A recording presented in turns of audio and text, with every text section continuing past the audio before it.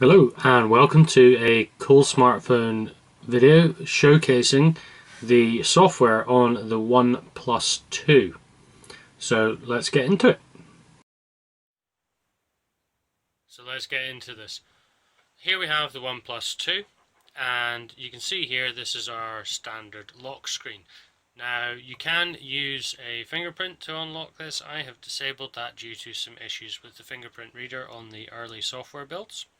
Once you unlock it, you can see here that you have a fairly standard Android user style interface with your launcher button in the middle.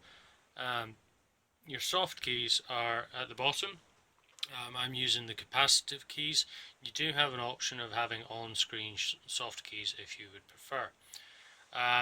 These keys at the bottom are multifunctional, so the middle key is also your fingerprint reader. The left and the right can be reassigned, or the right and the left, sorry, can be reassigned to either back or multitasking, which is how I set them out, or back on this side and multitasking on that one. You can also assign press and hold functions to these. I haven't done that as I don't see any necessary need for that. As you can see, you've got your side swiping UI.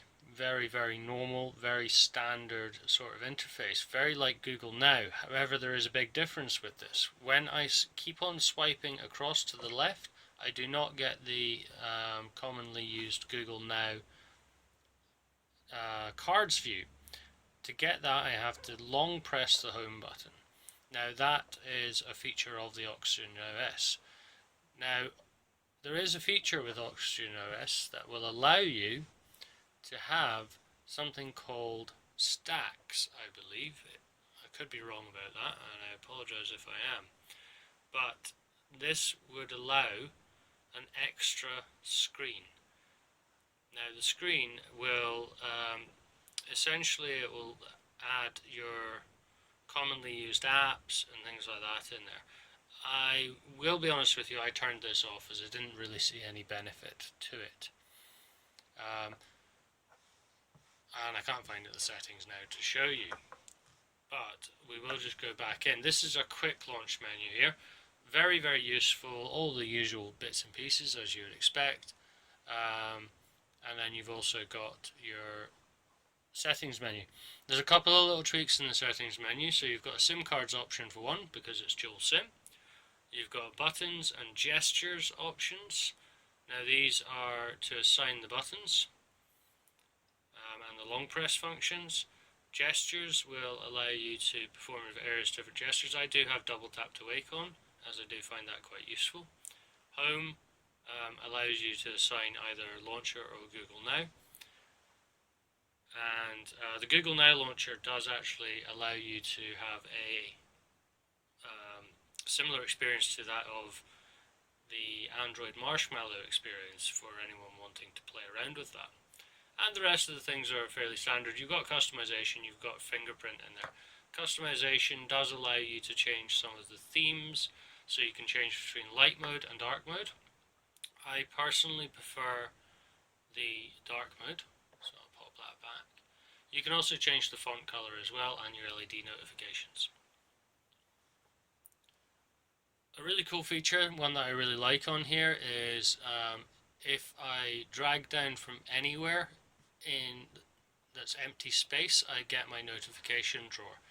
Unlike any other Android phone where you have to reach right up to the top to get it, now that does make using this phone single-handed a lot easier. You have your standard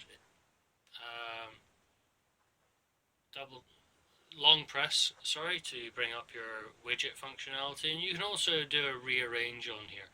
Now the rearrange, it will allow you to rearrange your icons on your home screen to best utilize space. I don't really like how they've done that, so I'll change that back later. And it's a nice way of being able to tidy up your home screen quick and easily. The DPI on the icons is a little bit high for my liking, but that is normal for Android now, so it's something that I can deal with. really, there isn't a huge amount of overlay and customization on here. Some of the things that are on here, like this dark theme, I did actually see this in Android Marshmallow when I was testing it, and I'll be honest, I actually preferred this a lot more, and I was sad to see it go from the beta versions. So I'm glad that OnePlus have given you the option. And something they were talking about is the fact that they are giving you that option. While we're looking at software, we will mention that I am one of the lucky few that is now running the Oxygen OS 2.1 version, and that does allow the enhanced camera UI. So you can see here our standard S camera, very like the Google experience, but we've got the addition of time-lapse now, slow motion, photo and video are always there, manual and panorama. Now if I go into manual, this is where it gets really clever. If I click on one of these, I get a ring pop out. Now this one is allowing me to adjust the focus, so let's put something in front of it to try and use that. So I can now adjust the focal point to get the correct level of focus. Obviously on auto it's finding it pretty well there, and on infinity it's not going to find it. This is very Nokia 1020-esque. If we now go in, we can change the exposures, I believe this is. Yep, that's our exposure in there. Okay, and you can see it's still a little bit jumpy. I was still able to change the settings in there very easily. So let's go back in, and we've now got our exposure at the lowest, so we'll put that back up to a usable place. You've also got the ability to adjust the brightness depending on the ambient conditions, and last but not least, your ISO. And it gives you a live preview of what these settings are going to do and what difference they're going to make.